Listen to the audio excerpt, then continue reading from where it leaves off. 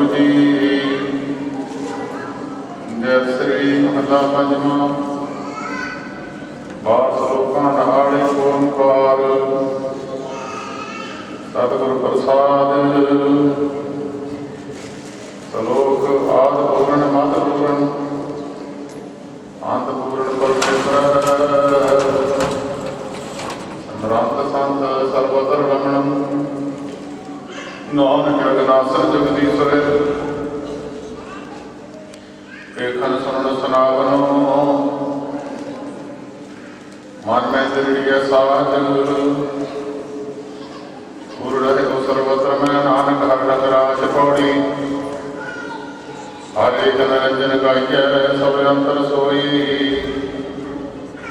करण कारण समरथ प्रभु जो करे सो होई। खिन मैं थाप थापदात सुमिरने कोई।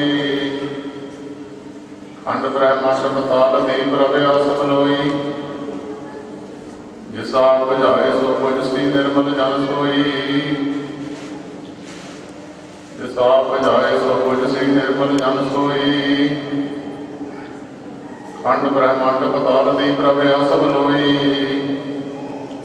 जिसा बुझाए सो बुझ सी निर्मल जन सोई।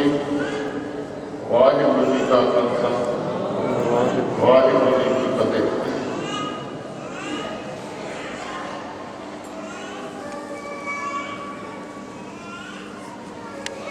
जुगो जुग अटल जबर सतत ताकत मालक साहिब श्री गुरु ग्रंथ साहिब जी महाराज की पवित्र गोद विच महापुरुषों के पावन पवित्र स्थान से संग्राम का पवित्र दिहाड़ा मनाने वास्ते दूर नेड़े तो चल के कसरत हुई साध संगत जी। माघ का महीना समाप्त होया है ते पकड़ के महीने की आरंभता शुरू हुई है। पिछले महीने के विच सतगुरु जी ने महापुरुषों के पावन पवित्र चरणों की महिमा दसी है। तो जितने भी 12 महीने सिख धर्म के अनुसार 6 महीने तो गुरमुख के अनुसार साल शुरू होता है। पकड़ के महीने की जाके समाप्ति हो जाती है। ये 12 महीने सतगुरु गुरु अर्जन देव महाराज ने जीव के परमेश्वर को मिलने वास्ते केड़ा मार्ग है कि मार्ग राही जीव परमेश्वर को मिल सकता है और किस कारण करके जीव परमेश्वर को टुटिया है। वो सारा ज्ञान सतगुरु जी ने 12 माह जी की पवित्र बाणी में सिख को उपदेश बख्शिया है। शुरुआत में सतगुरु जी ने जीव के टुटण का कारण किस कारण करके जीव परमेश्वर को टुटिया वो कारण शुरुआत में सतगुरु जी ने दसिया है। जितों 12 माह जी की बाणी शुरू होती है उत्थे सतगुरु गुरु अर्जन देव महाराज ने इतों ही शुरू की है। कृत कर्म के विछड़े कर कृपा मेलो राम। मनुख ने ऐसी कृत शुरू कर दी। एक दो किरत होंगी है, 100 किरत होंगी है। किरत जी धर्म की करने वास्ते सिख धर्म अंदर गुरु नानक पातशाह जी ने गुरसिखा को हिदायत की है। जी धर्म की किरत है वो परमेश्वर का मिलाप हो जाता है। जो किरत के कोई मैल आती है, जो मनुख की किरत के कोई कमी आती है तो यह जीव परमेश्वर तो दूर होता चलिया जाता। कुछ कर्म ऐसे ने जिन्हों कर्मा करके जीव परमेश्वर तो दूर होता है। गुरु अर्जन देव महाराज जी ने सुखमनी साहिब के अपनी बाणी में जीव को उपदेश करने वास्ते सतगुरु जी ने कुछ ज्ञान बख्शिया बैर विरोध काम क्रोध मोह, झूठ बगाड़ महालोभ द्रोह। मनुख के अंदर बैर भाव की पैर क्रोध की भावना, काम क्रोध की अंश, झूठ वगैरह मनुख के मन के अंदर जो चीज़ां आ जांदियां ने तो मनुख जीव परमेश्वर तो दूर हो जाता है। सतगुरु गुरु अर्जन देव महाराज का प्रमाण दिता है, किरत कर्म के विछड़े। ये मनुख किरत करके ते कर्मा करके जीव परमेश्वर को विछड़िया है। कर कृपा मेलो राम, चार कुंड दे दिस भ्रमे, थक आए प्रभ की साम। तेन तुझे ते बाहरी किते ना आवे काम। जिस तरह गऊ साढ़े हिंदुस्तान की धरती से दुध ना देती होवे तो गऊ किते काम नहीं आती। बाहर के मुल्कों में गऊआं नूं वढ के खा जाते हैं जो दुध ना देती हो। ये संस्कृति साढ़े हिंदुस्तान की कि हिंदुस्तान के गऊ ना तो जोड़ते हैं ना गऊ खाण वास्ते वढदे। हिंदुस्तान की धरती से गऊ की पूजा की जाती। गुरु अर्जन देव महाराज ने जी बाणी उचारी है, ये हिंदुस्तान की पवित्र धरती से बैठ के उचारी है। तो उन्होंने एक प्रमाण दिता कि तेन दुध ते बाहरी, गऊ दुध तो बिना किते काम नहीं आना। जल बिन साग मिलावटी उपजे नाही दाम। जल तो बिना जिदा फसल कमला जाती है, वो पैसे भी कटे जा सकते। इस तरह जीव परमेश्वर तो टुटिया हुआ की कोई कीमत नहीं है। हर नाम ना मिलिए साजने, कत पाइए विश्राम। जिन्ना चिर हरि परमेश्वर का मिलाप नहीं होता, ये जीव का आने जाने का चक्कर मुकता नहीं, कभी इसको ठिकाना मिल नहीं सकता। सतगुरु जैसा एक तरीका दसते ने, थित पाई चुके परम गवन, सुन नानक हर हर जस सरगुण। इको ही तरीका है परमेश्वर का जस कन्ना करके मनुख सरवण कर लवे तो यह आने जाने का चक्कर मुक सकता है। गुरु तेग बहादुर साहब जी का पवित्र वचन है। सतगुरु जी लिखते हैं, भाई नानक फौजल पार करे जो गावे प्रभ के गीत। जिहड़ा परमेश्वर के गुणों को गाऊगा तो फौजल को तर जाऊगा। इस करके सतगुरु जी ने गुरबाणी में मनुख के पार होने वास्ते बड़े ढंग तरीके दसे। नौवें पातशाह जी ने वो ढंग तरीका श्लोकों में दसिया। जीवा गुण गोबिंद भजो करण सुनो हर नाम। जीव ना परमेश्वर के गुण गाने, कन्ना ना परमेश्वर का जस सुनना। मनुख कभी कहो नानक सुन रेमना परे न जम के धाम, वो जमते धाम नूं नहीं जाएगा। ये सारे तरीके जीव के कल्याण हित, जीव के कल्याणकारी बाणी उचारी है। जिहड़ा मनुख इस कल्याणकारी बाणी के उत्ते चल के अपने जीवन का चलाना करता है, वो मनुख भाव सागर तो तरदा ही है। उस मनुख के नाल जिहड़े पुरख जुड़ते हैं भी भाव सागर में तर जाते हैं। नानक आप निहाल सब कुल तारसी। आप तो निहाल होंगे ने सारिया कुलों को तार देते। तो ये 12 महीने सतगुरु जी ने, गुरु अर्जन देव महाराज ने जीव के कल्याण हित बाणी उचारी है। परमेश्वर के मिलाप के साधन दसे। किसी जगह के कर्मां की गल की, किसी जगह के जीव के प्रेम टुट जाने की, जो जीव परमेश्वर में टुटता वह की हाल होता। वो तो बाद के जिदा जिदा महीना बदलता जाता, उस महीने के अनुसार सतगुरु जी अपना ज्ञान जीव को बख्शते हैं। सो ये आखिरी महीना है सिख धर्म के अनुसार, गुरमत के अनुसार। क्योंकि पहला हिंदुस्तान के यही महीने गिने जाते सन, चेत विसाख जेठ हाड़ साउण भादों। वो तो बाद अंग्रेजों का राज आया। अंग्रेज के राज के जनवरी फरवरी ये महीने उन्होंने प्रचलित कर दिते। अज भी कई बारी ਸਾਡੇ ਸਿੱਖ ਧਰਮ ਵਿੱਚ ਰੌਲਾ ਪੈ ਜਾਂਦਾ ਕਿ ਗੁਰੂ ਗੋਬਿੰਦ ਸਿੰਘ ਸਾਹਿਬ ਜੀ ਦਾ ਜਨਮ ਦਿਨ ਕਿਸੇ ਸਾਲ ਵਿੱਚ ਆਉਂਦਾ, ਕਿਸੇ ਸਾਲ ਵਿੱਚ ਨਹੀਂ ਆਉਂਦਾ।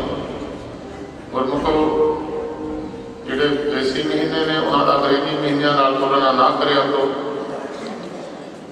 ਦੇਸੀ ਮਹੀਨੇ ਦੇ ਵਿੱਚ ਇੱਕੋ ਵਾਰੀ ਗੁਰੂ ਗੋਬਿੰਦ ਸਿੰਘ ਸਾਹਿਬ ਦਾ ਜਨਮ ਆਊਗਾ।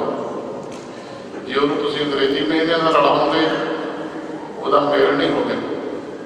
ਸੋ ਇਹ ਤਾਂ ਈਸਾ ਮਸੀਹ ਦੇ ਈਸਵੀ ਸੰਨ ਹੈ ਤੇ ਗੁਰਮਤਿ ਦੇ ਅਨੁਸਾਰ ਸਾਡਾ ਜਿਹੜਾ ਗੁਰੂ ਗ੍ਰੰਥ ਸਾਹਿਬ ਜੀ ਦੇ ਅਨੁਸਾਰ ਬਹੁਤ ਸਾਰੇ ਲੋਕ 1 ਜਨਵਰੀ ਤੋਂ ਲੋਕ ਦੂਜਿਆਂ ਨੂੰ ਵਧਾਈਆਂ ਦੇਣੀਆਂ ਸ਼ੁਰੂ ਕਰ ਦਿੰਦੇ, ਨਵੇਂ ਸਾਲ ਦੀਆਂ ਵਧਾਈਆਂ। ਨਹੀਂ, ਸਿੱਖ ਧਰਮ ਦੇ ਅਨੁਸਾਰ, ਸਾਡਾ ਗੁਰਮਤਿ ਦੇ ਅਨੁਸਾਰ ਇਹ ਸੰਗਰਾਮ ਤੋਂ ਜਿਹੜੀ ਅਗਲੀ ਸੰਗਰਾਮ ਆ ਰਹੀ ਹੈ ਉਹਦੇ ਤੋਂ ਸਾਲ ਬਦਲੇ।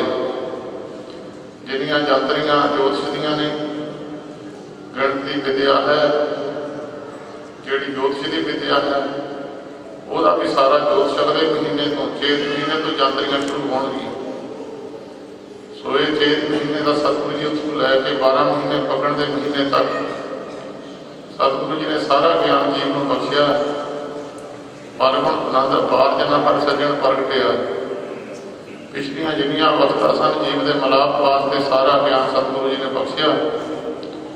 ਅਖੀਰ ਦੇ ਵਿੱਚ ਇਹ ਮਨੁੱਖ ਉਸ ਗਿਆਨ ਦੇ ਉੱਤੇ ਚੱਲਦਾ ਰਹੇ, ਉਸ ਗਿਆਨ ਨੂੰ ਮੰਨ ਕੇ ਉਹਦੇ ਤੇ ਤੁਰਨਾ ਕਰੇ, ਤਾਂ ਆਖਰੀ ਸਟੇਜ ਜਿਹੜੀ ਹੈ ਪਰਮਣ ਆਨੰਦ ਪਾਰ ਜਨਾ, ਮਨੁੱਖ ਦੇ ਹਿਰਦੇ ਦੇ ਉੱਤੇ ਆਨੰਦ ਪੈਦਾ ਹੋ ਜਾਂਦਾ।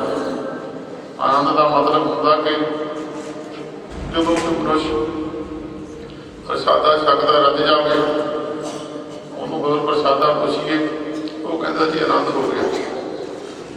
ਪਰ ਉਹ ਆਨੰਦ ਥੋੜ੍ਹੇ ਸਮੇਂ ਵਾਸਤੇ ਹੁੰਦਾ। ਇਹ ਜਿਹੜਾ ਆਨੰਦ ਹੈ, ਆਨੰਦ ਸਭ ਕੋ ਕਹੇ ਆਨੰਦ ਗੁਰੂ ਤੇ ਜਾਣਿਆ। ਜਿਹੜਾ ਇਹ ਆਨੰਦ ਹੈ ਗੁਰੂ ਦੇ ਨਾਲ ਮਿਲਾਪ ਹੋਣ ਦਾ, ਇਹ ਆਨੰਦ ਵੀ ਸਦਾ ਵਾਸਤੇ ਰਹਿੰਦਾ, ਕਦੇ ਮੁੱਕਦਾ ਨਹੀਂ ਹੈ।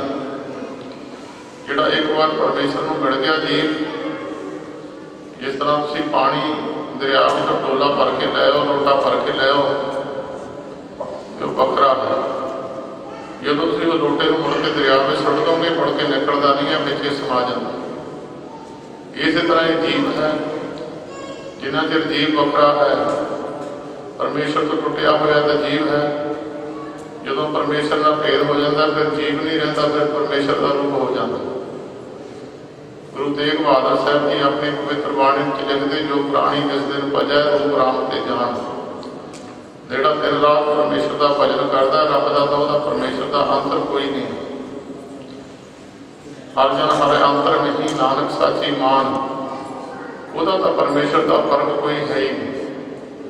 ਠੀਕ ਹੈ, ਸਰੀਰ ਬੰਦੇ ਦਾ ਹੈ, ਉਹਦੇ ਵਿੱਚ ਜਿਹੜੀ ਜੋਤ ਹੈ ਪਰਮੇਸ਼ਰ ਪ੍ਰਗਟ ਹੋ ਚੁੱਕਿਆ।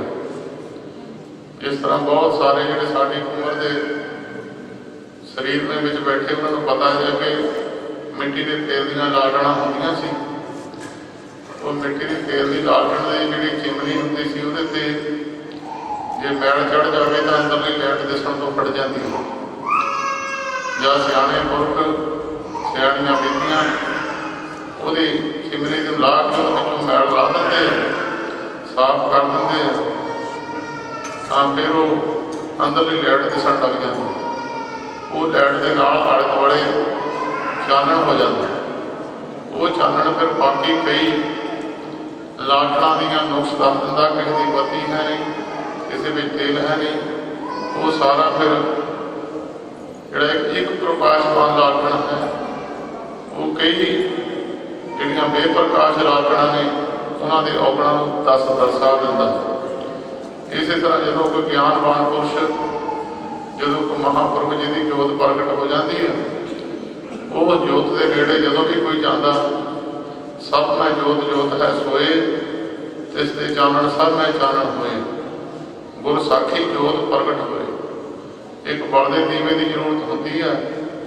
ਦੀਵੇ ਵਿੱਚ ਬੱਤੀ, ਤੇਲ, ਭਾਵੇਂ ਬਾਕੀ ਸਾਰੀਆਂ ਵਸਤੂਆਂ ਹੋਣ, ਜਿੰਨਾ ਚਿਰ ਪ੍ਰਕਾਸ਼ਵਾਨ ਦੀਵੇ ਦੀ ਸੰਗਤ ਨਹੀਂ ਹੁੰਦੀ ਤਾਂ ਉਹ ਦੀਵਾ ਦੂਸਰਾ ਪ੍ਰਕਾਸ਼ ਨਹੀਂ ਕਰਦਾ। ਇਸੇ ਤਰ੍ਹਾਂ ਪ੍ਰਕਾਸ਼ਵਾਨ ਦੀਵੇ ਦੀ ਜ਼ਰੂਰਤ ਹੈ।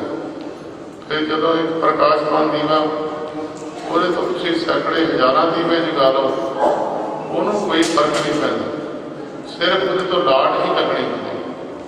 ਤਾਂ ਸਤਿਗੁਰੂ ਜੀ ਕਹਿੰਦੇ ਭਾਈ ਐਸੇ ਕਿਤੇ ਗੁਰਮੁਖਾਂ ਦਾ ਸੰਗ ਹੋ ਜਾਵੇ, ਪਰਮੇਸ਼ਰ ਨਾਲ ਭੇਦ ਹੋਏ ਪੁਰਸ਼ਾਂ ਦਾ ਸੰਗ ਹੋ ਜਾਵੇ ਤਾਂ ਮਨੁੱਖ ਨੂੰ ਫਿਰ ਆਨੰਦ ਦੀ ਐਸੀ ਪ੍ਰਾਪਤੀ ਹੈ, ਮੁੜ ਕੇ ਆਨੰਦ ਖਤਮ ਨਹੀਂ ਹੁੰਦਾ।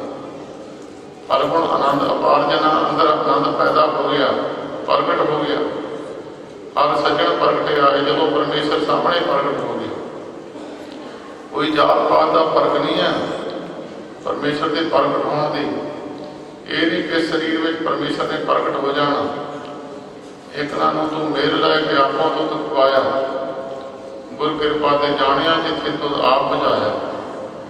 ਤੇ ਸਤਿਗੁਰੂ ਜੀ ਪਵਿੱਤਰ ਬਾਣੀ ਲਿਖਦੀ ਹੈ, ਗੋਬਿੰਦ ਗੋਬਿੰਦ ਗੋਬਿੰਦ ਸੰਗ ਨਾਮ ਦਿਓ ਮਨ ਲੀਣਾ। ਨਾਮਦੇਵ ਨੇ ਪਰਮੇਸ਼ਰ ਦਾ ਸਿਮਰਨ ਕਰਨਾ ਸ਼ੁਰੂ ਕਰ ਦਿੱਤਾ। ਆਪ ਨਾਮ ਕੋਸ਼ੀ ਕਰੋ ਹੋਇਓ ਲਖੀਣਾ। ਅੱਧੀ ਕੌੜੀ ਦਾ ਸ਼ੀਬਾ ਸੀ, ਲੱਖਾਂ ਦਾ ਹੋ ਗਿਆ। ਮੋੜਨਾ ਤਰਨਾ ਤਿਆਗ ਕੇ ਪ੍ਰੀਤ ਚਰਨ ਕਬੀਰਾ, ਨੀਚ ਫੁੱਲਾ ਜਲਾਹਰੋ ਪਇਓ ਗੁਨੀ ਗਹੀਰਾ। ਆਪਣਾ ਜਿਹੜਾ ਧਰਮ ਦਾ ਕੰਮ ਸੀ, ਮੋੜਨਾ ਤਰਨਾ ਛੱਡ ਕੇ ਕਬੀਰ ਸਾਹਿਬ ਜੀ ਨੇ ਪਰਮੇਸ਼ਰ ਨਾਲ ਪ੍ਰੀਤੀ ਕੀਤੀ। ਨੀਚ ਫੁੱਲ ਦਾ ਜਲਾਹਾ ਸੀ, ਗੁਣਾਂ ਦਾ ਸਮੁੰਦਰ ਹੋ ਗਿਆ। ਰਵਿਦਾਸ ਕਵੰਤਾ ਢੋਰ ਨੀਤ ਤਿੰਨ ਤਿਆਗੀ ਮਾਇਆ। ਰਵਿਦਾਸ ਜੀ ਦੇ ਆਪਣੇ ਪਰਿਵਾਰ ਦਾ ਜਿਹੜਾ ਪਿਛਾ ਪਿਤਾ ਪੁਰਖੀ ਕੰਮ ਸੀ, ਮਰੇ ਹੋਏ ਪਸ਼ੂ ਲੋਕਾਂ ਦੇ ਚੱਕਣੇ ਤੇ ਤਿੰਨ ਤਿਆਗੀ ਮਾਇਆ ਨੂੰ ਮਾਇਆ ਤਿਆਗ ਦਿੱਤੀ। ਪ੍ਰਗਟ ਹੋਆ ਸਾਧ ਸੰਗ ਹਰ ਦਰਸ਼ਨ ਪਾਇਆ। ਸਾਧ ਸੰਗਤ ਦੇ ਵਿੱਚ ਪ੍ਰਗਟ ਹੋ ਗਿਆ, ਪਰਮੇਸ਼ਰ ਸਾਹਮਣੇ ਪ੍ਰਤੱਖਤਾ ਹੋ ਗਿਆ। ਸੈਣ ਨਾਈ ਪੁਚਕਾਰੀਆ ਉਹ ਘਰ ਘਰ ਸੁਣਿਆ। ਸੈਣ ਨਾਈ ਉਹਨੂੰ ਪਿੰਡ ਪਿੰਡ ਦਾ ਬੱਚਾ ਬੱਚਾ ਨਾਈ ਨੂੰ ਜਾਣਦਾ ਹੁੰਦਾ, ਕਿਉਂਕਿ ਉਹ ਘਰ ਦੀਆਂ ਪੁੱਤੀਆਂ ਕੱਲੇ ਕੱਲੇ ਕਰਦੀ ਪੁੱਤੀ ਕਰਦਾ। ਸੈਣ ਨਾਈ ਪੁਚਕਾਰੀਆ ਉਹ ਘਰ ਘਰ ਸੁਣਿਆ। ਘਰ ਘਰ ਦਾ ਬੱਚਾ ਉਹਨੂੰ ਜਾਣਦਾ ਸੀ। ਹਿਰਦੇ ਵਸਿਆ ਪਾਰਬ੍ਰਹਮ ਭਗਤਾਂ ਮੈਂ ਗਣੇ। ਉਹਦੇ ਹਿਰਦੇ ਵਿੱਚ ਪਰਮੇਸ਼ਰ ਦਾ ਵਾਸਾ ਹੋ ਗਿਆ। ਭਗਤਾਂ ਦੀ ਗਿਣਤੀ ਵਿੱਚ ਸੈਣ ਨਾਈ ਆ ਗਈ। ਤੇ ਇਹ ਵਿਦ ਸੁਣ ਕੇ ਜੱਟ ਉੱਠ ਭਗਤੀ ਲਾਗਾ। ਇਹ ਗੱਲਾਂ ਸੁਣ ਕੇ ਧੰਨੇ ਜੱਟ ਦੇ ਅੰਦਰ ਵੀ ਉਤਸ਼ਾਹ ਪੈਦਾ ਹੋਇਆ, ਆਪਣੀ ਪਰਮੇਸ਼ਰ ਦੀ ਭਗਤੀ ਕਰਨ ਲੱਗਿਆ। ਮਿਲੇ ਪ੍ਰਤੱਖ ਕਸਾਈਆਂ ਧੰਨਾ ਵਡਭਾਗਾ। ਪਰਮੇਸ਼ਰ ਪ੍ਰਤੱਖ ਹੋ ਕੇ ਸਾਹਮਣੇ ਮਿਲ ਗਿਆ। ਧੰਨਾ ਵੀ ਕਹਿੰਦੇ ਵੱਡੇ ਭਾਗਾਂ ਵਾਲਾ ਹੋ ਗਿਆ। ਤਾਂ ਸਤਿਗੁਰੂ ਜੀ ਕਹਿੰਦੇ ਹਰ ਸੱਜਣ ਪ੍ਰਗਟੇ ਆਏ, ਸੰਤ ਸਹਾਈ ਰਾਮ ਕੇ ਕਰ ਕਿਰਪਾ ਦੀਆ ਮਲਾਈ। ਜਿਹੜੇ ਪਰਮੇਸ਼ਰ ਦੇ ਸਹਾਇਕ ਸੰਤ ਨੇ, ਉਹਨਾਂ ਨੇ ਕਿਰਪਾ ਕੀਤੀ ਤਾਂ ਪਰਮੇਸ਼ਰ ਮਿਲਿਆ ਨਹੀਂ। ਪਰਮੇਸ਼ਰ ਮਿਲਿਆ ਨਹੀਂ। ਪਰਮੇਸ਼ਰ ਦੇ ਇੱਕ ਵਿਧੀ ਵਿਧਾਨ ਬਣਿਆ ਹੋਇਆ, ਗੁਰੂ ਤੋਂ ਬਿਨਾਂ ਪਰਮੇਸ਼ਰ ਦਾ ਮਿਲਾਪ ਨਹੀਂ। ਸਭ ਤੋਂ ਪਹਿਲਾਂ ਗੁਰੂ ਦਾ ਜਿਹੜਾ ਇਹ ਵਿਧਾਨ ਵਿਧੀ ਵਿਧਾਨ ਹੈ, ਸੰਤਾਂ ਮਹਾਤਮਾ ਤੋਂ ਬਿਨਾਂ ਕਿਸੇ ਨੂੰ ਪ੍ਰਾਪਤੀ ਨਹੀਂ ਹੋਈ। ਤੇ ਗੁਰੂ ਅਰਜਨ ਦੇਵ ਮਹਾਰਾਜ ਕਹਿੰਦੇ ਸੰਤ ਸਹਾਈ ਰਾਮ ਕੇ, ਪਰਮੇਸ਼ਰ ਦੇ ਸਹਾਇਕ ਨੇ ਜਿਹੜੇ ਸੰਤ, ਕਰ ਕਿਰਪਾ ਦੀਆ ਮਲਾਈ। ਉਹਨਾਂ ਨੇ ਕਿਰਪਾ ਕੀਤੀ ਤਾਂ ਪਰਮੇਸ਼ਰ ਦਾ ਮਿਲਾਪ ਹੋ ਗਿਆ। ਸੇਜ ਸਹਾਬੀ ਸਰਬ ਸੁਖ ਹੁਣ ਦੁੱਖਾਂ ਨਹੀਂ ਜਾਏ। ਜਦ ਮਨ ਦੇ ਹਿਰਦੇ ਰੂਪੀ ਸੇਜਾ ਤੇ ਸਾਰਿਆਂ ਸੁੱਖਾਂ ਦਾ ਦਾਤਾ ਆ ਕੇ ਬੈਠ ਗਿਆ ਤਾਂ ਉੱਥੇ ਦੁੱਖ ਦਾ ਮਤਲਬ ਕੋਈ ਨਹੀਂ। ਦੁੱਖ ਤਾਂ ਫਿਰ ਉੱਥੇ ਰਹਿੰਦਾ ਹੀ ਕੋਈ ਨਹੀਂ। ਜਿੱਥੇ ਪੈਸਾ ਸਾਧ ਜਨਸੋ ਥਾਨ ਸੁਣਦਾ, ਜਿੱਥੇ ਮਹਾਂਪੁਰਸ਼ ਬੈਠ ਜਾਂਦੇ ਆ, ਉਹ ਧਰਤੀ ਭਾਵੇਂ ਜਿੱਦਾਂ ਦੀ ਵੀ ਮਰਜ਼ੀ ਹੋਵੇ, ਉਹ ਧਰਤੀ ਸੋਭਣੀ ਹੋ ਜਾਂਦੀ। ਤੇ ਉਹ ਧਰਤੀ ਭਾਵੇਂ ਸ਼ਰਾਬੀ ਹੋਈ ਧਰਤੀ ਵੀ ਹੋਵੇ, ਮਹਾਂਪੁਰਸ਼ ਦੇ ਬੈਠਣ ਦਾ ਹੀ ਪ੍ਰਭਾਵ ਹੈ। ਜਦ ਮਹਾਂਪੁਰਸ਼ ਦੇ ਬੈਠਣਾ ਧਰਤੀ ਸੋਭਣੀ ਹੋ ਜਾਂਦੀ ਹੈ, ਤਾਂ ਮਹਾਂਪੁਰਸ਼ਾਂ ਦੇ ਹਿਰਦਿਆਂ ਤੇ ਪਰਮੇਸ਼ਰ ਬੈਠਾ। ਉਹ ਹਿਰਦੇ ਵੀ ਉੱਥੇ ਕੋਈ ਦੁੱਖ ਦਾ ਮਤਲਬ ਕੋਈ ਨਹੀਂ। ਇੱਕ ਬਨਾਰਸ ਦੇ ਕੋਲ ਹੜੰਬਾ ਧਰਤੀ ਜਿੱਥੇ ਕਬੀਰ ਸਾਹਿਬ ਨੇ ਸਰੀਰ ਛੱਡਿਆ, ਉੱਥੇ ਸ਼ਰਾਬ ਸੀ। ਸ਼ਿਵ ਜੀ ਮਹਾਰਾਜ ਦਾ, ਬਿਆਸ ਜੀ ਮਹਾਰਾਜ ਦਾ ਉਸ ਧਰਤੀ ਨੂੰ ਸ਼ਰਾਬ ਸੀ। ਬਿਆਸ ਜੀ ਨਗਰੀ ਵਸਾਉਣ ਲੱਗੇ ਸੀ। ਉੱਥੇ ਉਹਨਾਂ ਨੇ ਸ਼ਰਾਬ ਦੇ ਦਿੱਤਾ ਸੀ, ਜਿਹੜਾ ਇੱਥੇ ਮਰੂਗਾ ਗਧਾ ਬਣੂਗਾ। ਜਦੋਂ ਅੰਤ ਸਮਾਂ ਆਇਆ ਤੇ ਕਬੀਰ ਸਾਹਿਬ ਦੇ ਚੇਲੇ ਆਪਣੇ ਸੇਵਕਾਂ ਨੂੰ ਕਹਿਣ ਲੱਗੇ, ਭਾਈ ਸਾਡਾ ਜਿਹੜਾ ਆਸਣਾ ਚੱਕੋ, ਹੜੰਬਾ ਧਰਤੀ ਤੇ ਲੈ ਜਾਓ। ਉਹ ਸੇਵਕ ਕਹਿਣ ਲੱਗੇ, ਮਹਾਰਾਜ ਉੱਥੇ ਤਾਂ ਜਿਹੜਾ ਵੀ ਮਰਦਾ ਉਹ ਸੱਚਖੰਡ ਨੂੰ ਜਾਂਦਾ ਹੀ ਨਹੀਂ ਹੈ। ਉਹ ਕਹਿੰਦੇ ਅਸੀਂ ਸੱਚਖੰਡ ਨੂੰ ਜਾਣਾ ਹੀ ਨਹੀਂ, ਤੇ ਤੁਸੀਂ ਬਚਨ ਮੰਨੋ, ਗੱਲਾਂ ਨਾ ਕਰੋ। ਕਬੀਰ ਸਾਹਿਬ ਦਾ ਮੰਜਾ ਚੱਕਿਆ, ਉਸ ਧਰਤੀ ਤੇ ਲਿਜਾ ਕੇ ਰੱਖ ਦਿੱਤਾ। ਉੱਥੇ ਧਰਤੀ ਤੇ ਲਿਜਾ ਕੇ ਮੰਜਾ ਰੱਖਿਆ ਤੇ ਜਦੋਂ ਕਬੀਰ ਸਾਹਿਬ ਜੀ ਨੂੰ ਸੱਚਖੰਡ ਦੇ ਵਿੱਚ ਭਗਵਾਨ ਲੈਣ ਵਾਸਤੇ ਆਏ ਤੇ ਕਬੀਰ ਸਾਹਿਬ ਜੀ ਨੂੰ ਬੇਨਤੀ ਕੀਤੀ, ਮਹਾਰਾਜ ਭਗਵਾਨ ਵਿੱਚ ਬੈਠੋ, ਭਗਵਾਨ ਦਾ ਹੁਕਮ ਹੈ ਕਿ ਤੁਹਾਨੂੰ ਸੱਚਖੰਡ ਨੂੰ ਲੈ ਕੇ ਜਾਣਾ। ਤੇ ਕਬੀਰ ਸਾਹਿਬ ਕਹਿਣ ਲੱਗੇ, ਭਾਈ ਮੈਂ ਤਾਂ ਸੱਚਖੰਡ ਨੂੰ ਜਾਣਾ ਨਹੀਂ ਹੈ। ਇਸ ਧਰਤੀ ਤੇ ਜਿਹੜਾ ਮਰਦਾ ਉਹ ਕਦੇ ਦੀ ਜੋਨੀ ਵਿੱਚ ਪੈਂਦਾ। ਸੱਚਖੰਡ ਨੂੰ ਜਾਣਾ ਤਾਂ ਇੱਕ ਪਾਸੇ, ਉਹਨੂੰ ਮਨੁੱਖ ਜੋਨੀ ਵੀ ਨਹੀਂ ਮਿਲਦੀ ਜਿਹੜਾ ਇੱਥੇ ਸਰੀਰ ਛੱਡੇ। ਉਹ ਜਿਹੜੇ ਦੂਤ ਸਨ ਉਹਨਾਂ ਨੇ ਜਾ ਕੇ ਭਗਵਾਨ ਨੂੰ ਦੱਸਿਆ, ਮਹਾਰਾਜ ਜਿਹੜੇ ਭਗਤ ਜੀ ਨੂੰ ਅਸੀਂ ਲੈਣ ਗਏ ਸੀ ਉਹ ਨਕਾਰੀ ਹੋ ਗਏ। ਉਹ ਕਹਿੰਦੇ ਅਸੀਂ ਸੱਚਖੰਡ ਨੂੰ ਜਾਣਾ ਨਹੀਂ। ਉਹ ਤੋਂ ਬਾਅਦ ਫਿਰ ਭਗਵਾਨ ਆ ਕੇ ਕਬੀਰ ਸਾਹਿਬ ਦੇ ਸਾਹਮਣੇ ਖੜੇ ਹੋਏ ਤੇ ਕਬੀਰ ਸਾਹਿਬ ਨੇ ਦੂਸਰੇ ਪਾਸੇ ਨੂੰ ਮੂੰਹ ਕਰ ਲਿਆ। ਉਹ ਫਿਰ ਜਦ ਦੂਜੇ ਪਾਸੇ ਹੋਏ ਤੇ ਕਬੀਰ ਸਾਹਿਬ ਨੇ ਦੂਜੇ ਪਾਸੇ ਨੂੰ ਮੂੰਹ ਕਰ ਲਿਆ। ਫਿਰ ਉਹ ਭਗਵਾਨ ਪੁੱਛਣ ਲੱਗੇ ਵੀ ਗੱਲ ਕੀ ਹੋਈ ਹੈ, ਨਾਰਾਜ਼ਗੀ ਕਿਹੜੀ ਗੱਲ ਦੀ ਹੈ? ਉਹ ਕਬੀਰ ਸਾਹਿਬ ਕਹਿਣ ਲੱਗੇ, ਮੈਂ ਤਾਂ ਸੱਚਖੰਡ ਨੂੰ ਜਾਣਾ ਹੀ ਨਹੀਂ, ਤੁਸੀਂ ਮੈਨੂੰ ਸੱਚਖੰਡ ਨੂੰ ਕਿੱਦਾਂ ਲੈ ਜਾਓਗੇ? ਇਹ ਧਰਤੀ ਤੇ ਜਿਹੜਾ ਮਰਦਾ ਉਹ ਕਦੇ ਦੀ ਖੂਨ ਵਿੱਚ ਪੈਂਦਾ। ਤੇ ਬਨਾਰਸ ਨਗਰੀ ਨੂੰ ਸ਼ਿਵ ਜੀ ਦਾ ਬਾਰਾ ਜਿਹੜਾ ਇੱਥੇ ਮਰੂਗਾ ਉਹ ਸੱਚਖੰਡ ਨੂੰ ਚਲਿਆ ਜਾਊਗਾ, ਭਾਵੇਂ ਕਿੰਨਾ ਵੀ ਪਾਪੀ ਹੋਵੇ, ਉਹਨੂੰ ਨਰਕ ਵਿੱਚ ਨਹੀਂ ਜਾਣਾ ਪਊਗਾ। ਉਸ ਵੇਲੇ ਭਗਵਾਨ ਨੇ ਕਿਹਾ ਵੀ ਇਹ ਫਿਰ ਗੱਲ ਕਿਸ ਤਰ੍ਹਾਂ ਹੋਣੀ ਚਾਹੀਦੀ ਹੈ? ਕਬੀਰ ਸਾਹਿਬ ਜੀ ਕਹਿੰਦੇ ਵਿਧੀ ਵਿਧਾਨ ਤਾਂ ਫਿਰ ਸਾਰਾ ਹੀ ਗੱਲ ਤੇ ਹੈ ਵੀ ਇੱਥੇ 19 ਮਰ ਜਾਵੇ ਡੱਬਾ ਧਰਤੀ ਤੇ ਉਹ ਨਰਕਾਂ ਨੂੰ ਜਾਵੇ, ਜਿਹੜਾ ਬਨਾਰਸ ਵਿੱਚ ਪਾਪੀ ਮਰ ਜਾਵੇ ਉਹ ਸੱਚਖੰਡ ਨੂੰ ਚਲਿਆ ਜਾਵੇ। ਇੱਥੇ ਦਾ ਵਿਧੀ ਵਿਧਾਨ ਇਹ ਤਾਂ ਫਿਰ ਲੋਕ ਜੀਵ ਜਿਹੜੇ ਨੇ ਜਿਹਦੇ ਕਰਮ ਕਰਨ ਤੋਂ ਡਰ ਮਨੁੱਖ ਜੀਵ ਡਰ ਤੋਂ ਹਟ ਜੂਗਾ, ਫਿਰ ਗਲਤ ਕੰਮ ਕਰਨੇ ਸ਼ੁਰੂ ਕਰ ਦੂਗਾ। ਜੇ ਕਿਸੇ ਨੂੰ ਕੀਤੇ ਕਰਮਾਂ ਦੀ ਸਜ਼ਾ ਨਾ ਦਿੱਤੀ ਤਾਂ ਹੋਰ ਵੱਧ ਤੋਂ ਵੱਧ ਪੁੱਠੇ ਕੰਮ ਕਰੂਗਾ। ਉਸ ਵੇਲੇ ਮਹਾਰਾਜ ਦੇ ਕੋਲੋਂ ਫਿਰ ਕਬੀਰ ਸਾਹਿਬ ਨੇ ਵਚਨ ਕਰਾਇਆ, ਜਿਹੜਾ ਬਨਾਰਸ ਵਿੱਚ ਮਰੇ ਭਾਵਾਂ ਪਾਪੀ ਮਰੇ ਨਰਕਾਂ ਤੋਂ ਬਚੇ ਨਾ, ਤੇ ਜਿਹੜਾ ਬ੍ਰਹਮਾ ਧਰਤੀ ਤੇ ਕੋਈ ਮਹਾਂਪੁਰਸ਼ ਵੀ ਸਰੀਰ ਛੱਡ ਦੇਵੇ ਉਹ ਸਿੱਧਾ ਸੱਚਖੰਡ ਨੂੰ ਜਾਵੇ, ਨਾਲ ਉਹਦੇ ਸੰਗੀ ਸਾਥੀ ਵੀ ਜਾਣ। ਸੋ ਗੁਰੂ ਗ੍ਰੰਥ ਸਾਹਿਬ ਦੇ ਵਿੱਚ ਇਹ ਵਚਨ ਲਿਖਿਆ, ਮਨੋ ਕਠੋਰ ਮਰੇ ਬਨਾਰਸ ਨਰਕ ਨਾ ਬਾਚਿਆ ਜਾਵੇ। ਮਨ ਦੇ ਅੰਦਰ ਦਇਆ ਧਰਮ ਹੋਵੇ ਨਾ ਤੇ ਬਨਾਰਸ ਨਗਰੀ ਵਿੱਚ ਜਾ ਕੇ ਮਰ ਜਾਵੇ ਤਾਂ ਨਰਕਾਂ ਤੋਂ ਬਚ ਨਹੀਂ ਸਕਦਾ। ਹਰ ਕਾ ਸੰਤ ਮਰੇ ਹੜੰਬੇ ਸਗਲੀ ਸੈਨ ਤਰਾਈ। ਹਰੀ ਪਰਮੇਸ਼ਰ ਦਾ ਪਿਆਰਾ ਕੋਈ ਹੜੰਬਾ ਧਰਤੀ ਤੇ ਜਾ ਕੇ ਸਰੀਰ ਛੱਡ ਦੇਵੇ ਤਾਂ ਜਿੰਨੇ ਉਹਦੇ ਸੰਗੀ ਸਾਥੀ ਸਭ ਸੱਚਖੰਡ ਨੂੰ ਚਲੇ ਜਾਣਗੇ।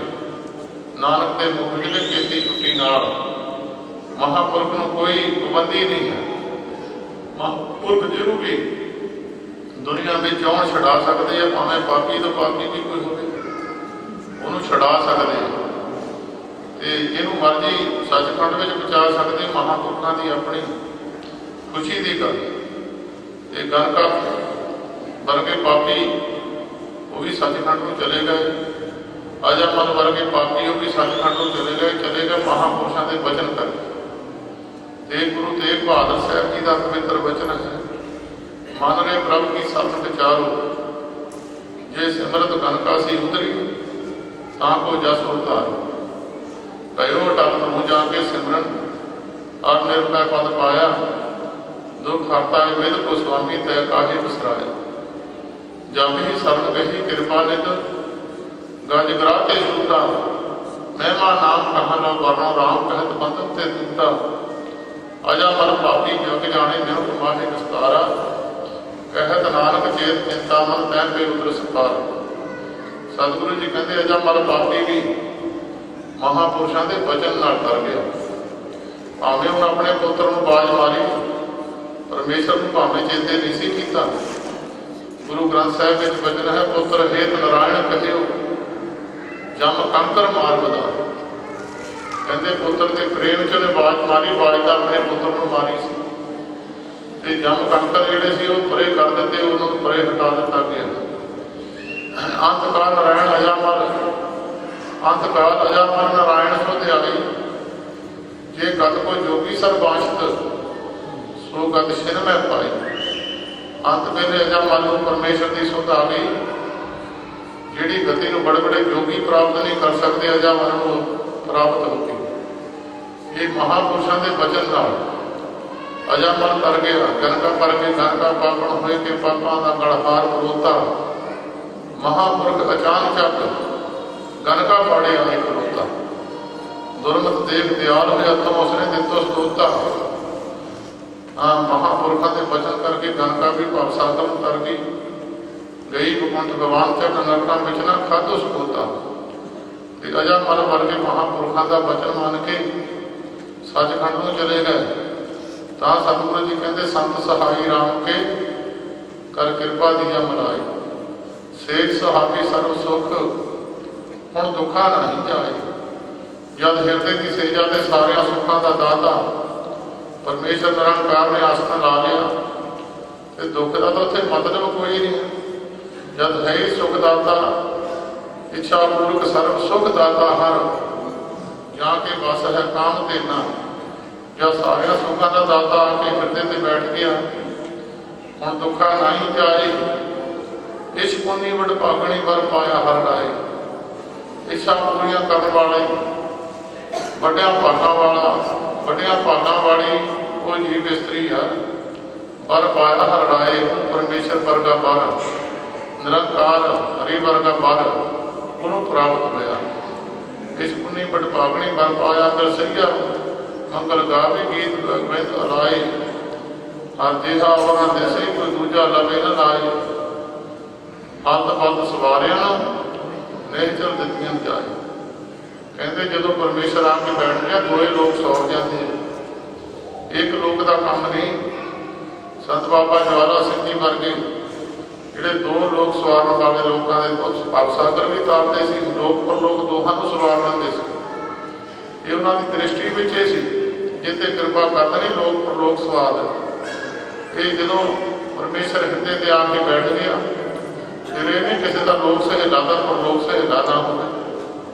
ਕਿਸੇ ਦਾ ਹੋ ਸਕਦਾ ਪਰਲੋਕ ਨਾ ਸਵਾਰਿਆ ਗਿਆ ਹੋਵੇ। ਕੀ ਵੀ ਲੋਕ ਵਿੱਚ ਦੁਨੀਆ ਨੂੰ ਸੁੱਖ ਬਹੁਤ ਸਾਰੇ ਲੋਕਾਂ ਨੂੰ ਸੰਸਾਰ ਦੇ ਸੁੱਖ ਤਾਂ ਹੁੰਦੇ ਆ ਪਰ ਪਰਲੋਕ ਵਿੱਚ ਉਹਨਾਂ ਨੂੰ ਸੁੱਖ ਨਹੀਂ ਹੁੰਦਾ।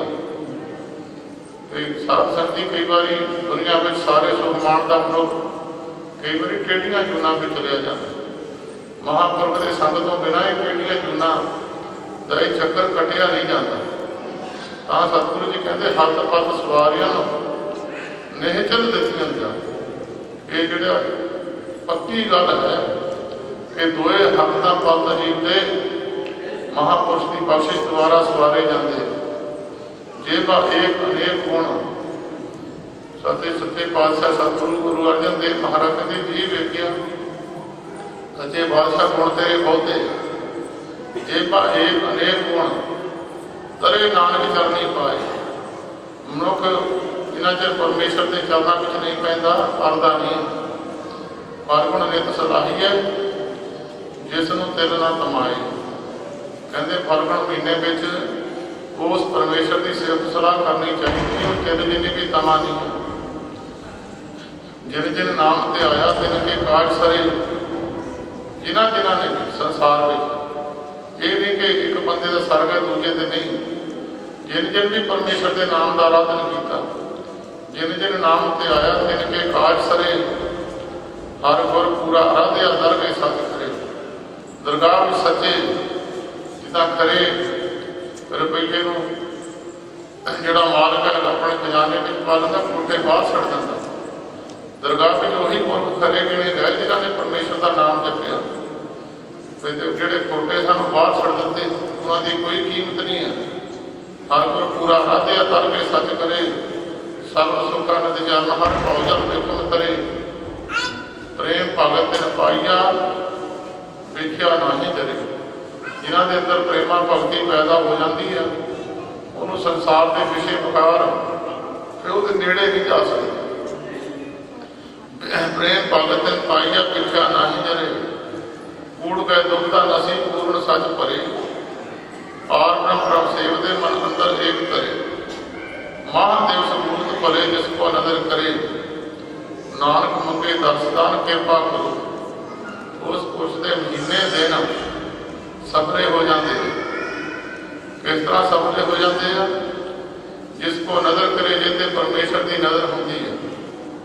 ਜੇ ਤੇ ਪਰਮੇਸ਼ਰ ਦੀ ਦਇਆ ਹੁੰਦੀ ਹੈ, ਜੇ ਤੇ ਪਰਮੇਸ਼ਰ ਦੀ ਬਖਸ਼ਿਸ਼ ਹੁੰਦੀ ਹੈ, ਉਹਦੇ ਮਹੀਨੇ ਵੀ, ਉਹਦੇ ਦਿਨ ਵੀ ਉਹ ਸਫਲ ਹੋ ਜਾਂਦੇ। ਜਿਸ ਕੋ ਨਜ਼ਰ ਕਰੇ ਨਾਨਕ ਮੰਗੇ ਦਰਸਦਾਨ। ਸੱਚੇ ਪਾਤਸ਼ਾਹ ਗੁਰੂ ਅਰਜਨ ਦੇਵ ਮਹਾਰਾਜ ਕਹਿੰਦੇ, ਸੱਚੇ ਪਾਤਸ਼ਾਹ ਮੈਂ ਤਾਂ ਤੁਹਾਡੇ ਦਰਸ਼ਨਾਂ ਦਾ ਦਾਨ ਮੰਗਦਾ, ਕਿਰਪਾ ਕਰੋ ਕਰੇ, ਬਖਸ਼ਿਸ਼ ਦਰਸ਼ਨਾਂ ਦੀ ਕਰ ਦਿਓ। ਸੋ ਇਹ ਮਹੀਨਾ, ਪਿਛਲਾ ਮਹੀਨਾ ਸਾਹਿਬ ਗੁਰੂ ਗੋਬਿੰਦ ਸਿੰਘ ਸਾਹਿਬ ਜੀ ਮਹਾਰਾਜ ਦਾ ਉਹਦਾ ਮਹੀਨਾ ਜਿਹੜਾ ਸੀ, ਉਹ ਦੁੱਖਾਂ ਭਰਿਆ ਗੁਰੂ ਗੋਬਿੰਦ ਸਿੰਘ ਸਾਹਿਬ ਜੀ ਦੇ ਪਰਿਵਾਰ 'ਤੇ ਬੀਤਿਆ। ਉਹਦੇ ਤੋਂ ਬਾਅਦ ਮਾਘ ਮਹੀਨਾ ਜਿਹੜਾ ਉਹਨੂੰ ਧਾਰਮਿਕ ਮਹੀਨਾ ਗਿਣਿਆ ਜਾਂਦਾ ਸੀ। ਸਤਿਗੁਰੂ ਜੀ ਕਹਿੰਦੇ ਲੋਕ ਦੁਨੀਆ ਦੇ ਨਾਲ ਤੀਰਥਾਂ 'ਤੇ ਇਸ਼ਨਾਨ ਕਰਦੀ ਹੈ, ਅਤੇ ਤੀਰਥਾਂ ਦੇ ਇਸ਼ਨਾਨ ਨਾਲੋਂ ਜੇ ਮਹਾਂਪੁਰਸ਼ ਦਾ ਬਚਨ ਮੰਨ ਕੇ ਉਹਦੇ ਬਚਨ ਅਨੁਸਾਰ ਸੰਸਾਰ ਵਿੱਚ ਆਪਣੇ ਜੀਵਨ ਨੂੰ ਚਲਾਉਣਾ ਕਰੇ ਤਾਂ ਉਹ ਮਨੁੱਖ ਛੇਤੀ ਭਾਵ ਸਾਗਰ ਨੂੰ ਤਰ ਜਾਊਗਾ। ਮਾਘ ਦੇ ਮਹੀਨੇ ਤੋਂ ਬਾਅਦ ਫੱਗਣ ਦੇ ਮਹੀਨੇ ਦੇ ਵਿੱਚ ਆਖਰੀ ਮਹੀਨਾ, ਇੱਥੇ ਪਰਮੇਸ਼ਰ ਦੇ ਮਿਲਾਪ ਦੀ ਸਤਿਗੁਰੂ ਜੀ ਨੇ ਗੱਲ ਕੀਤੀ ਹੈ। ਜਦੋਂ ਪਰਮੇਸ਼ਰ ਦਾ ਮਿਲਾਪ ਹੋ ਗਿਆ ਤਾਂ ਫਿਰ ਜੀਵ ਨੂੰ ਕਿਹੜੀ ਚੀਜ਼, ਇਹ ਨਹੀਂ ਕਿ ਜੇ ਪਰਮੇਸ਼ਰ ਦਾ ਮਿਲਾਪ ਹੋ ਗਿਆ ਕੋਈ ਚੀਜ਼ ਵਾਂਝੀ ਰਹਿ ਜਾਵੇ, ਕੋਈ ਚੀਜ਼ ਤੋਂ ਲੁਕਾਉਣਾ ਰਹਿ ਜਾਵੇ ਕਿ ਮੈਨੂੰ ਆਹ ਚੀਜ਼ ਮਿਲ ਗਈ ਜਾਂ ਰਹਿ ਗਈ। ਕੋਈ ਐਸੀ ਚੀਜ਼ ਨਹੀਂ, ਕੋਈ ਸੰਸਾਰ ਦੀ ਐਸੀ ਮੰਗ ਨਹੀਂ ਜਿਹੜੀ ਪਰਮੇਸ਼ਰ ਤੋਂ ਪੂਰੀ ਨਾ ਹੋਵੇ। ਜਦੋਂ ਸਾਰਿਆਂ ਸੁੱਖਾਂ ਦਾ ਦਾਤਾ ਹੀ ਆ ਕੇ ਉਸ ਨੂੰ ਮਿਲ ਗਿਆ ਤਾਂ ਫਿਰ ਕਮੀ ਕਿਹੜੀ ਚੀਜ਼ ਦੀ ਰਹਿ ਜਾਂਦੀ ਹੈ। ਸੋ ਭਾਈ ਪ੍ਰਮੁਖੋ, ਇਹ ਫੱਗਣ ਦਾ ਮਹੀਨਾ ਅੱਜ ਸ਼ੁਰੂ ਹੋਇਆ ਅਤੇ ਇਹ ਜਿਹੜਾ ਆਖਰੀ ਮਹੀਨਾ ਸਿੱਖ ਧਰਮ ਦੇ ਗੁਰਮਤਿ ਦੇ ਅਨੁਸਾਰ, ਇਹ ਬਹੁਤ ਸਾਰੇ ਸਿੱਖ ਇਸ ਗੱਲ ਵਿੱਚ ਭੁਲੇਖਾ ਰੱਖ ਜਾਂਦੇ ਆ। ਪਹਿਲੀ ਜਨਵਰੀ ਨੂੰ ਵਧਾਈਆਂ ਦੇਣੀਆਂ ਸ਼ੁਰੂ ਕਰ ਦਿੰਦੇ। ਪ੍ਰਮੁਖੋ ਈਸਾ ਮਸੀਹ ਠੀਕ ਹੈ, ਉਹਨਾਂ ਦੇ ਧਰਮ ਮਤ ਅਨੁਸਾਰ ਈਸਵੀ ਸੰਨ ਹੈ, ਉਹਦੇ ਵਿੱਚ ਆਪਣਾ ਸਾਲ ਨਹੀਂ ਸ਼ੁਰੂ ਕਰ, ਆਪਣਾ ਸਾਲ ਸ਼ੁਰੂ ਅਗਲੇ ਮਹੀਨੇ ਹੈ ਕਿ ਅੱਗੇ ਸੰਗਰਾਂਦ ਆਊਗੀ, ਸਿੱਖ ਧਰਮ ਦਾ ਸਾਲ ਉੱਥੋਂ ਸ਼ੁਰੂ ਹੋਊਗਾ। ਅਤੇ ਬਾਕੀ ਜਿੰਨੇ ਵੀ ਜੋਤਿਸ਼ ਵਿਦਿਆ ਹੈ ਜਾਂ ਜਿਹੜੀ ਆਪਣੀ ਧਾਰਮਿਕ ਵਿਦਿਆ ਉਹਦੇ ਅਨੁਸਾਰ ਜਿਹੜਾ ਦਿਨ ਗਿਣਦੇ ਆ ਉਹ ਸਵੇਰ ਨੂੰ ਸੂਰਜ ਚੜ੍ਹੇ ਤੋਂ ਗਿਣਦੇ। ਆਮ ਤੌਰ 'ਤੇ ਈਸਵੀ ਸੰਨ ਵਾਲੇ ਜਿਹੜੇ ਦਿਨ ਗਿਣਦੇ ਉਹ 12 ਵਜੇ ਰਾਤ ਤੋਂ ਬਾਅਦ ਦਿਨ ਗਿਣ ਦਿੰਦੇ। ਔਰ ਉੱਦਾਂ ਇਹ ਹਿੰਦੂ ਮਤ ਦੇ ਅਨੁਸਾਰ ਜਿਹੜੇ ਜੋਤਿਸ਼ ਲਾਉਂਦੇ ਆ ਉਹ ਸਵੇਰ ਨੂੰ ਸੂਰਜ ਚੜ੍ਹੇ ਤੱਕ ਦੂਸਰਾ ਦਿਨ ਗਿਣਿਆ ਜਾਂਦਾ। ਸੂਰਜ ਚੜ੍ਹੇ 'ਤੇ ਦੂਸਰੇ ਦਿਨ ਦੀ ਸ਼ੁਰੂਆਤ ਹੁੰਦੀ ਹੈ। ਪਿਛਲੇ ਦਿਨ ਦੀ ਜਿੱਦਾਂ ਵੀਰਵਾਰ, ਅੱਜ ਸੋਮਵਾਰ ਹੈ, ਕੱਲ੍ਹ ਨੂੰ ਸਵੇਰ ਨੂੰ ਸੂਰਜ ਚੜ੍ਹਨ ਤੱਕ ਸੋਮਵਾਰ ਹੀ ਰਹੂਗਾ। ਸੋ ਇਹ ਆਪਣਾ ਗੁਰਮਤਿ ਸਿੱਖ ਮਤ ਦੇ ਅਨੁਸਾਰ ਇਹ ਆਖਰੀ ਮਹੀਨਾ ਹੈ। ਜਿਹੜੇ ਭਾਈ ਪਰਮੇਸ਼ਰ ਦੇ ਨਾਮ ਨਾਲ ਨਹੀਂ ਜੁੜਦੇ, ਸਾਰਾ ਮਹੀਨਾ ਸਤਿਗੁਰੂ ਗੁਰੂ ਅਰਜਨ ਦੇਵ ਮਹਾਰਾਜ ਨੇ ਸਾਰਾ ਹੀ ਸਾਲ ਜੀਵ ਦੇ ਸਮਝਾਉਣ ਹਿੱਤ ਗਿਆਨ ਬਖਸ਼ਿਆ ਹੈ। ਅਤੇ ਸਭ ਤੋਂ ਵੱਡਾ ਗਿਆਨ ਇਹੀ ਹੈ ਕਿ ਤੇਰ ਤੁਦੇ ਤੇ ਬਾਹਰੀ ਕਿਤੇ ਨਾ ਆਵੇ ਕਾਮ, ਜਲ ਵਿੱਚ ਸਾਹ ਕਮਲਾ ਮਤੀ ਵਜੇ ਨਾਹੀ ਦਾਮ, ਹਰ ਨਾਥ ਨਾ ਮੇਰੀ ਸਾਜਨੇ ਕਥ ਪਾਈਏ ਬਸਨਾਮ। ਇਹਨਾਂ ਜੇ ਪਰਮੇਸ਼ਰ ਮਿਲਦਾ ਨਹੀਂ ਹੈ, ਇਹ ਟਿਕ ਕੇ ਬੈਠ ਨਹੀਂ ਸਕਦਾ। ਕੋਈ ਇਹ ਨਹੀਂ ਪਤਾ ਇੱਕ ਯੁੱਗ ਕਿੰਨੇ ਯੁੱਗ, ਫਿਰ ਤਾਂ ਬਹੁਤ ਯੁੱਗ ਹਾਰੇ। ਇਹ ਮਾਨਸ ਦੇ ਨਹੀਂ, ਪਤਾ ਨਹੀਂ ਕਿੰਨੇ ਕੁ ਯੁੱਗ ਲੱਗ ਜਾਣਗੇ। ਇਹ ਸੰਸਾਰ ਦੇ ਸੁੱਖ ਭੋਗ ਤਾਂ ਇੱਥੇ ਥੋੜ੍ਹੇ ਸਮੇਂ ਵਾਸਤੇ ਹੀ ਆ। ਜੇ ਕਿਤੇ ਉਲਟ ਜੂਨ ਵਿੱਚ ਪੈ ਗਿਆ ਤਾਂ ਪਤਾ ਨਹੀਂ ਕਿੰਨੀਆਂ ਲੰਬੀਆਂ ਜੂਨਾਂ। ਕਈ ਭੂਤਾਂ ਪ੍ਰੇਤਾਂ ਦੀਆਂ 5-5 ਹਜ਼ਾਰ ਸਾਲ ਦੀ ਉਮਰ ਹੈ, ਕਈਆਂ ਭੂਤਾਂ ਪ੍ਰੇਤਾਂ ਦੀਆਂ ਜੁਗਾਂ ਪਰ ਤਾਂ ਉਮਰਾਂ ਮੁੱਕਦੀ ਨਹੀਂ ਹੈ। ਇਸ ਕਰਕੇ ਤੇ ਸਾਰੀਆਂ ਜੂਨਾਂ ਨੂੰ ਇਕੱਠੀਆਂ ਕਰੇ ਤਾਂ ਇੱਕ ਵਾਰੀ ਮਨੁੱਖ ਜੂਨ ਤੋਂ ਖੰਜਿਆ ਤੇ 350 ਕਰੋੜ ਸਾਲ ਲੱਗਦੇ, ਬੜਾ ਲੰਮਾ ਚੱਕਰ ਪੈ ਜੂਗਾ। ਇਸ ਕਰਕੇ ਉੱਠ ਕੇ ਭਾਈ ਸਵੇਰ ਨੂੰ ਇਸ਼ਨਾਨ ਕਰਕੇ ਬਾਣੀ ਪੜ੍ਹਿਆ ਕਰੋ। ਅੱਜ ਬਾਣੀ ਪੜ੍ਹਨ ਵਾਲੇ ਬਹੁਤ ਥੋੜ੍ਹੇ ਤੁਹਾਨੂੰ ਗੁਰਮਤਿ ਮਿਲੂਗਾ। ਜਿਹੜੇ ਮਹਾਂਪੁਰਸ਼ਾਂ ਦੇ ਨਾਲ ਜੁੜੇ ਹੋਏ ਆ ਉਹ ਸਰੀਰ ਬਾਣੀ ਪੜ੍ਹਦੇ ਆ। ਬਾਕੀ ਤਾਂ ਹੁਣ ਦੁਨੀਆ ਦਾ ਚਾਲਾ ਹੈ, ਤੁਸੀਂ ਦੇਖਦੇ ਹੋ, ਅਤੇ ਦੁਨੀਆ ਸਾਰੀ ਦਾ ਰਸਤਾ ਦੂਏ ਪਾਸੇ ਨੂੰ ਹੋ ਗਿਆ। ਉਹ ਮਹਾਂਪੁਰਸ਼ਾਂ ਦੇ ਨਾਲ ਜਿੰਨੀ ਸੰਗਤ ਜੁੜੀ ਆ ਉਹ ਕਿਤੇ ਥੋੜ੍ਹੇ ਬਹੁਤੇ ਨਾਮ ਦੇ ਨਾਲ ਜਾਂ ਬਾਣੀ ਦੇ ਨਾਲ ਜੁੜੇ ਹੋਏ ਆ। ਇਸ ਕਰਕੇ ਮਹਾਂਪੁਰਸ਼ਾਂ ਦੇ ਸਥਾਨ 'ਤੇ ਹੋਣ ਦਾ ਇਹੀ ਲਾਭ ਆ ਕਿ ਮਹਾਂਪੁਰਸ਼ਾਂ ਨੇ ਨਾਮ ਜਪਿਆ, ਉਹਨਾਂ ਨੇ ਨਾਮ ਜਪ ਕੇ ਕਿੰਨੀ ਦੁਨੀਆ ਤਾਰੀ ਆ। ਅਤੇ ਆਪਾਂ ਵੀ ਉਸ ਪਾਸੇ ਨੂੰ ਤੁਰਨਾ ਕਰੀਏ। ਘੱਟ ਤੋਂ ਘੱਟ 5 ਬਾਣੀਆਂ ਤਾਂ ਪੜ੍ਹੇ ਬਣਾਓ, ਤੜਕੇ ਉੱਠ ਕੇ ਇਸ਼ਨਾਨ ਕਰੇ, ਦਿਨ ਨਾ ਚੜ੍ਹਨ ਦੇਵੇ। ਅਤੇ ਜਿਹੜਾ ਵੀ ਬਾਣੀ ਪੜ੍ਹੂਗਾ ਅਗਲਾ ਜਾਂ ਮਨੁੱਖ ਦਾ ਤਾਂ ਮਿਲ ਜੂਗਾ, ਚੱਲ ਪਸ਼ੂ ਦੀ ਜੂਨ ਤੋਂ ਤਾਂ ਬਚ ਜੂ। ਜੇ ਬੰਦੇ ਦੀ ਜੂਨ ਮਿਲ ਜੂਗਾ ਤਾਂ ਅਗਲਾ ਨਵਾਂ ਤਰੱਕੀ ਕਰ ਗਿਆ।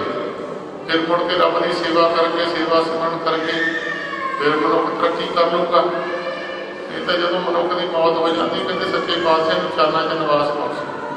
चरनां के निवास का मतलब यही आ उन्होंने अगला जन्म बंदे का दे दो, बंदे की चोन मिल जूगी, बाणी पढ़ लूगा, सेवा कर लूगा, गुरु घर की सिमरन कर लूगा, महापुरुषों की सेवा कर लूगा, जीवन के कुछ ना कुछ लाभ प्राप्त कर लूगा। बाकी पशु की चोन में गया तो पशु तो उन्होंने चंगे मंदे की विचार कोई नहीं है पशु को, ना पशु को जिदा का मर्जी सुनाई जो सुन लूगा, पशु को विचार कोई नहीं। मनुख को विचार है चंगा सुनना माड़ा सुनना नहीं, चंगी जगह से बैठना माड़ी जगह से बैठना नहीं। इस करके भाई जिन्हें तुम आए हो तुहानू सारिਆਂ जी आया, जिन्हें कर्म चल के आए हो। संत महाराज बाबा ज्वाला सिंह जी महाराज, संत महाराज बाबा ईश्वर सिंह साहब जी महाराज सारे की हाजिरी अपने चरणों में प्रवान कर। दास जी की हाजिरी प्रवान करो, सारी संगत दास की फतेह प्रवान करो जी। वाहिगुरू जी का खालसा।